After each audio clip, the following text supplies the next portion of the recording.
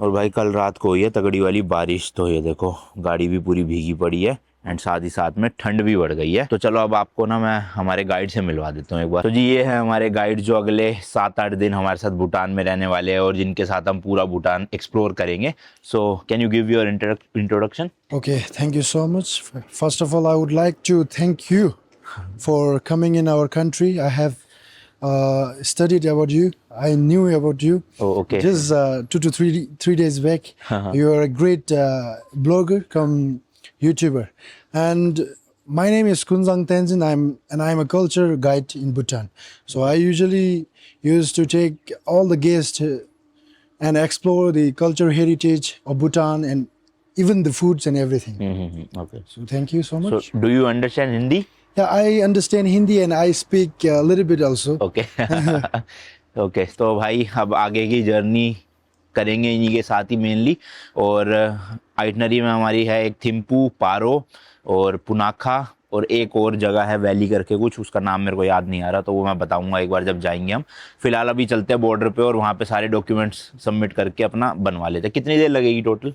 It won't even take 30 to 40 minutes to do all the procedures. ठीक है। तो अभी सुबह जल्दी जाने का रीज़न यही था क्योंकि आज संडे है तो भीड़ भी होगी और शायद 1 बजे तक ही होती है वर्किंग, तो हमने सोचा सुबह सुबह जल्दी निपट जाएंगे, फिर होटल वापस आके बाकी के काम निपटा लेंगे। So let's go. Let's go, sir. चलो जी। कल था भाई 27-28 डिग्री टेम्परेचर और आज देखो बारिश होते ही 16 डिग्री पे पहुंच गया, एकदम से ठंड हो गई। और आज भाई फीस वहाँ पे पे करनी है तो सारा कुछ कैश में ही करना पड़ेगा भूटान में, क्योंकि कोई भी कार्ड वगैरह नहीं चलता है। तो हम ऑलरेडी बॉर्डर से ही कैश का अरेंजमेंट करके आए थे, क्योंकि HDF है हमारी 2400 इंटू में 7, 2400 मतलब 1200 दोनों के, और 7 दिन के लिए है। और इसके अलावा ग्रीन टैक्स भरना है 4500 रुपीज़ इंटू 7। तो ये 2 फीस वहाँ पे अभी पे करनी है, लगभग मेरे ख्याल से 45 या 50 हज़ार रुपये तो यही बनेंगे हमारे। तो वो सब कैश में पे करना पड़ेगा आज। पहले HDF बनेगा ना, पहले HDF बनाएंगे भाई। पहले इमिग्रेशन होगा, स्टैंप लगेगा मेरे पासपोर्ट पे और इसके लिए एक कागज सा बनेगा, उस पर स्टैंप लगेगा।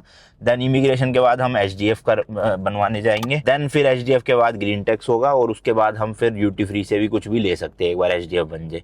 बट अभी हम आज शॉपिंग नहीं करेंगे, वापसी के टाइम पे शॉपिंग कर लेंगे, अभी फ़ायदा नहीं लेके घूमने का। तो भाई यहाँ पे आए हम इस वाली बिल्डिंग पे, यहाँ पे I guess immigration and documents होंगे और पार्किंग मिल गई है, यहीं पे अंदर ही लगा दी हमने। चलो प्रोसेस निपटाते हैं। अंदर तो शायद शूट करना अलाउड नहीं होगा, तो होने के बाद आपको बताता हूँ क्या रहा सब कुछ। फिलहाल तो घुसते ही देखो यहाँ पे HDF के लिए ना ये टोकन लेना पड़ता है, तो हमने टोकन ले लिया और खाली पड़ा है भाई अंदर, तो भीड़ नहीं है तो जल्दी निपट जाएगा। भाई देखो इस तरह के काउंटर बने हुए हैं, यहाँ पर जो है वो सारा प्रोसेस हो रहा है। वो गाइड मेरे और सोहन हो रहा, तो अभी पहले सोहन की बारी है फिर मेरी बारी आएगी। तो चलो जी HDF की फीस भर दी है, डॉक्यूमेंट भी बन गया है, मेरे पासपोर्ट पे स्टैंप लग गया। दिखाता हूँ मैं कैसा एंट्री परमिट है यहाँ का, एंट्री परमिट या वीज़ा जो भी आप कहना चाहो समझ लो, और HDF दिखाता हूँ वो कैसा लगता है। तो ये देखो भाई इस तरह के 2 स्टैंप है, एक एंट्री स्टैंप है और एक इनका परमिट का स्टैंप है, जो कि वैलिड है 29/12 तक।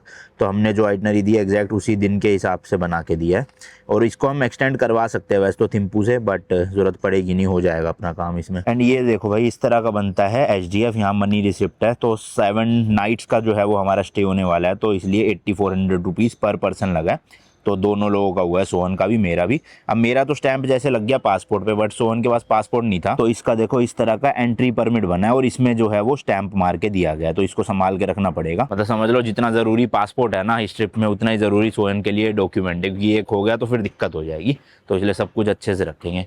नाउ अब कहाँ पे जाना है? RSJ for the vehicle. वो उधर है बॉर्डर के पास या इधर ही कहीं है? इधर जाना पड़ता अच्छा ठीक है। चलो भाई अब ट्रांसपोर्ट के लिए मतलब इसके ग्रीन टैक्स के लिए चलना है वहाँ पे। तो 16,800 रुपये यहाँ पे लग चुके हैं। काम लिटरली 10-15 मिनट में ही हो गया, क्योंकि ऑब्वियसली आपके साथ गाइड है तो वही करवा देते हैं। आपको तो बस बैठे हैं और अपनी फ़ोटो क्लिक करवानी है अंदर जाके। सेम जैसे हमारे तिब्बत में एंट्री के टाइम पे हमारे जो गाइड थे वहाँ के, उन्होंने ही सब कुछ करवा दिया था वहाँ पे, हमें नहीं करवाने की ज़रूरत पड़ती कुछ भी। और वैसे भी अब भूटान में तो रूल है कि गाइड होना ही चाहिए, तो ऑब्वियसली वैसे भी कोई चॉइस है नहीं आपके पास, तो आपके डॉक्यूमेंट्स ज़्यादातर हो ही जाएंगे सारे क्लियर खुद से। कितना दूर है यहाँ से वो? It won't take even 5 to 6 minutes. Okay चलो। तो बॉर्डर की तरफ नहीं जाना, इधर ऑपोजिट साइड जाना है हमको, वहाँ पे है वो ट्रांसपोर्ट ऑफिस है वो जी। ट्रांसपोर्ट ऑफिस में।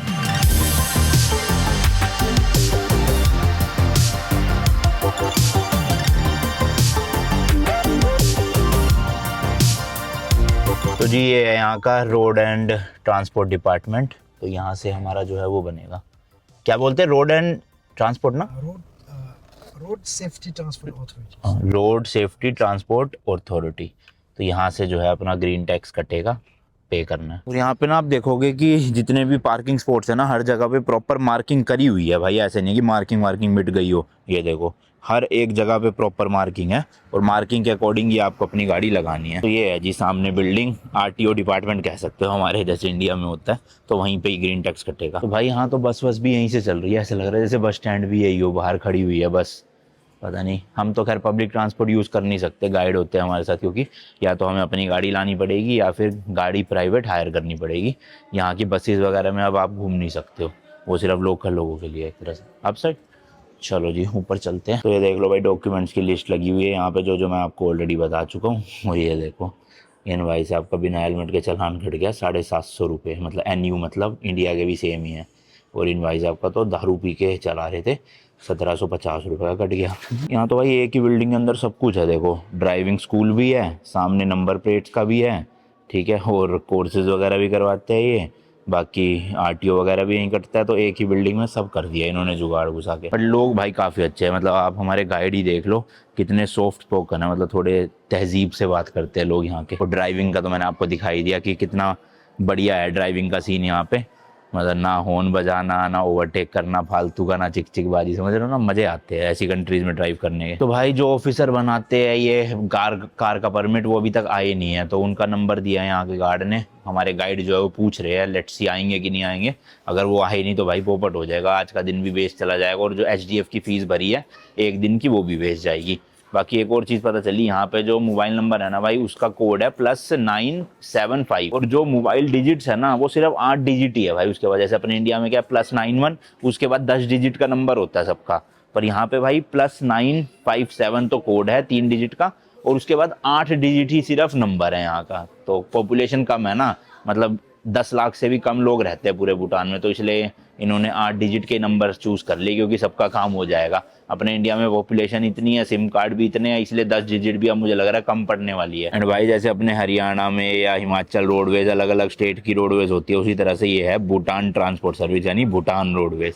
तो इस तरह की बसेज होती है इनकी, वाइट एंड ब्लू स्ट्राइप्स के साथ। तो ये जा रही है भाई भूटान टू कोलकाता। ओ भाई साहब देख रहे हो, royal government of Bhutan undertaking, number ये फुनसुलिंग का ही है BP2, बट ये भाई यहाँ से कोलकाता जाएगी यार, सही है। तो जी अभी वो ऑफिसर आएंगे 30 मिनट बाद, इसलिए अभी हम जा रहे हैं फिलहाल सिम कार्ड खरीदने के लिए। पास में ही दुकान है, सिम कार्ड लेंगे, एक्टिवेट वगैरह होएगी, एक ही सिम कार्ड ले लेंगे। अगर प्लान्स वगैरह सही हुए तो देखते हैं, वरना फिर मैं एयरटेल वाला रिचार्ज करवा लूँगा, अगर वही रेट पड़ रहा होगा तो सेम, मतलब इंडिया का नंबर वाला। तो चलते हैं फटाफट से सिम कार्ड लेते हैं। यहाँ फुनसुलिंग में ना कुछ कुछ इंडियंस भी आते हैं भाई रेगुलर बेसिस पे काम करने के लिए, मतलब वो सुबह आते हैं और रात को फिर चले जाते हैं जयगांव, मतलब वही 24 घंटे वाला परमिट का यूज़ करके। तो मतलब यहाँ पे लोग जॉब कर रहे हैं इंडिया साइड से भी कई, और वैसे लॉन्ग वर्क वीज़ा भी यहाँ पे बन ही जाता है अगर कोई मतलब लंबे टाइम के लिए आते हैं, क्योंकि ज़्यादातर यहाँ पे जो लेबर और कॉन्ट्रैक्टर मिस्त्री होते हैं वो सब इंडिया के होते हैं। एक और चीज़ भाई, भूटान में ना ऐसा कोई रूल नहीं है कि आपको सीट बेल्ट लगाना ज़रूरी है, मतलब कोई चलान वलान नहीं होगा यहाँ पे, मतलब सीट बेल्ट ना पहनो यहाँ पे, तो ये बोल देते हैं।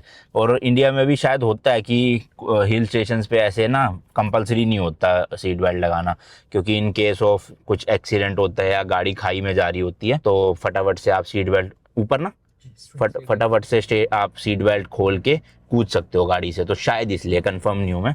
बाकी भूटान का रूल ये है कि ज़रूरी नहीं है सीट बेल्ट लगाना, बट हम स्टिल लगा रहे हैं भाई, क्योंकि एक तो हमारी गाड़ी टी बहुत बोलती है, तो उससे अच्छा तो लगा के ही रखें। तो भाई अभी पता चला, हमारे गाइड ने बताया कि यहाँ पे PNB बैंक है, तो उन बैंक के ATM में आप इंडिया के किसी भी कार्ड से पैसे निकाल सकते हो। बताओ, हम तो फालतू में परेशान हो रहे थे, बट उस कार्ड में इंटरनेशनल यूजेज आपको एक्टिवेट करनी पड़ेगी अपनी ऐप में जाके, जो ईजी होता है भाई, हो जाता है। और गाइड बता रहे हैं कि पारो और दूसरा थिम्पू जैसे बड़े शहरों में तो कार्ड मशीन में भी आपका कार्ड चल जाएगा अगर इंटरनेशनल ट्रांजेक्शन होना है, तो फिर तो सही है, मैं कोई दिक्कत नहीं है, मेरे में तो ऑन ही रहती है हमेशा। तो कहीं पे इन केस कैश नहीं हो पाया पूरा तो पे कर सकते हैं हम। तो जी ये है देखो प्रीपेड डेटा प्लान्स, अब इसमें ये वीकली भी है, डेली भी है, मंथली भी है। मुझे प्लान तो लग रहा है सही 1099, मतलब 1100 रुपये में 42 GB मिल जाएगा एक महीने के लिए। हालांकि एक महीने का तो नहीं मुझे चाहिए, पर डेटा ज़्यादा चाहिए, तो ये 42 GB वाला ही प्लान मेरे को लग रहा है सूटेबल है, क्योंकि वीकली में तो सारे देखो 1 GB 2 GB 4 GB 8 GB, फिर ये 22 GB भी है 700 रुपये में, और 27 GB भी है 800 रुपये में, तो उससे बेटर है 1099 मतलब 1100 में 42 GB एक बार में ही ले लेता हूँ। नॉर्मल भाई ग्रोसरी स्टोर पे सिम कार्ड मिल जाती है और साथ में दारू भी मिल जाती है, देखो विस्की, तो सब कुछ मिल जाता है। मतलब यहाँ लाइसेंस की जरूरत नहीं पड़ती विस्की के लिए, हाँ पड़ती है सर। तो इन्होंने मतलब सबने ले रखा होता है लाइसेंस। ओके, तो यहाँ पे भाई लेना पड़ेगा। For your kind information, hmm, earlier we have like bar, just bar. Okay, वहीं पे मिलती थी खाली। For now, the government has revised the rules and regulations. Now we don't have the bar system. But Okay. if you want to own the liquors and everything, you have to have different license restaurant okay, combined with that. यहाँ पे जो imported wine and whisky है वो सस्ती है ना शायद से, जो बाहर से इम्पोर्ट होती है। तो पर पर्सन कितना अलाउड है यहाँ से ले जाना? 2 बोतल। 2 bottles per person. तो अगर आप 2 लोग हो, 3 लोग हो, तो उस हिसाब से इंटू 2 करके बोतल इंडिया ले जा सकते हो। काफ़ी सस्ती पड़ेगी, मैंने सुना है ये। और देखो सामान तो सब मिल जाएगा आपको, जो जो इंडिया में मिलता है, मैगी और बाकी नूडल्स, ये देखो अचार वगैरह, प्रिंगल्स, बट ये सब का सब इम्पोर्टेड है भाई, यहाँ पे कुछ भी मैन्युफैक्चरिंग नहीं है। तो लिटरली मतलब हो सकता है यहाँ पे प्राइजेस डबल हो। ये मैगी कितने की है? 10 वाली यहाँ पे 10 की है। अच्छा, सेम ही है, तो सेम ही मिल रही है भाई मैगी तो, जो इंडिया में 10 की है। ये देखो MRP तो यहाँ भी 10 ही है। सही है भाई, मेरे को तो लगा ज़्यादा मिलेगी इम्पोर्ट ड्यूटी की वजह से, बट सेम ही है फिर तो। भाई ये है ADHI कंपनी करके, जो यहाँ पे टूरिस्ट सिम मिलती है, और ये 150 रुपये की सिम है, जिसमें 100 रुपये का टॉक टाइम मिलेगा, जिससे आप इंडिया भी कॉल कर सकते हो। और फिर इसके बाद वो 1099 का रिचार्ज करवाना पड़ेगा, यानी टोटल की 1250 रुपीज़ का पड़ रहा है हमें 42 GB डेटा और 100 मिनट की कॉलिंग। बाकी करेंसी इंडियन भी चल जाती है, जैसे कि मैंने आपको बताया, तो आप इंडियन रुपीज़ भी पे कर सकते हो यहाँ पे। चलो जी, सिम कार्ड तो ले लिया, एक्टिवेट भी हो गई, डेटा भी आ गया। यहाँ पे 5G नहीं है, 4G चलेगा। और वो कह रहे थे अगर 5G एक्टिवेट करना है तो टेलीकॉम में कॉल करना पड़ेगा, पर ठीक है यार, 4G में इतनी अगर मतलब स्पीड आई जाएगी तो फिर कोई दिक्कत नहीं है।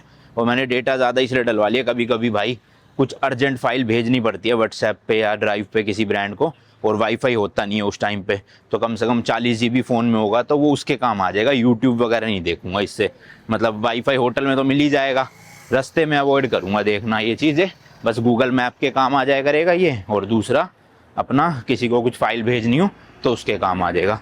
तो अब चलते हैं वापस से, 30 मिनट ऑलमोस्ट हो ही गए हैं, होपफुली अभी बन जाए तो फिर होटल जाके ब्रेकफास्ट करके निकलेंगे अब जल्दी जल्दी। और भाई ये जो लिकर शॉप है ना, अगर आप बार खोलते हो अपना तो 15,000 रुपये फीस है सिर्फ साल की लाइसेंस लेने की। और अगर ग्रोसरी स्टोर जैसे अभी हम जहाँ पे गए थे वहीं पे ही अगर आपको लाइसेंस चाहिए बेचने का, पिलाने का नहीं, क्योंकि बार और पब में तो आप पिला भी सकते हो बिठा के, लेकिन ग्रोसरी स्टोर पे आप सिर्फ बेच सकते हो, तो वहाँ का लाइसेंस ईयरली सिर्फ 7,000 रुपये का भाई।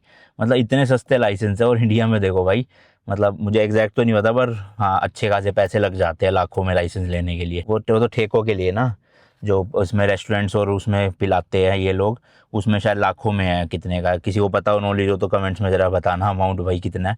और यहाँ देखो सिर्फ 15,000 और ग्रोसरी वालों के लिए 7,000। तो भाई देखो ऊपर LTE आ रहा है, यहाँ पे फुल नेटवर्क है और स्पीड आ रही है 65-66 Mbps डाउनलोडिंग, जो कि क्या अच्छा है। अब अपलोडिंग कितनी है वो तो लैपटॉप में ही पता चलेगा, पर ठीक है डाउनलोडिंग सही आ रही है तो चल जाएगा काम।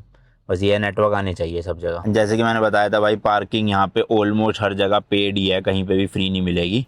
तो यहाँ पे भी भाई 40 रुपीज़ पे करने पड़ रहे हैं अब हमें। देख लो मिक्सर 10 का नोट भूटान का, 30 रुपये इंडिया के, सब चल जाते हैं। चलो जी, बन गया है वही 4500 रुपीज़ इंटू 7, 31,500 रुपीज़ पे कर दिए यहाँ पे। और दूसरी चीज़, कुछ थोड़ी सी ब्रीफिंग भी हुई है रूल्स एंड रेगुलेशन को लेके, जो मैं आपको अगली वीडियो में बताऊंगा जब हम यहाँ से थिम्पू तक ट्रैवल करेंगे ना, तो रास्ते में आपको एक एक रूल समझाता चलूँगा, ताकि ड्राइविंग का आपको भी पता हो, हम भी रिकॉल कर ले एक बार। अभी डॉक्यूमेंट कैसा बना है वो दिखाता हूँ, एक मिनट। तो ये देखो भाई, इस तरह का डॉक्यूमेंट बनता है। Royal government of Bhutan, ministry of infrastructure and transport, गाड़ी का नंबर आ गया, नाम वगैरह आ गया है, मॉडल स्कॉर्पियो गाड़ी है, और वैलिड अप टू 29 दिसंबर 2024। और PX मतलब कितने पर्सन है गाड़ी में, 3 लोग हैं, हम 2 और एक हमारे गाइड है। होटल निकलते हैं और ये वाले ब्लॉग को ना यहीं तक ही रखते हैं बस।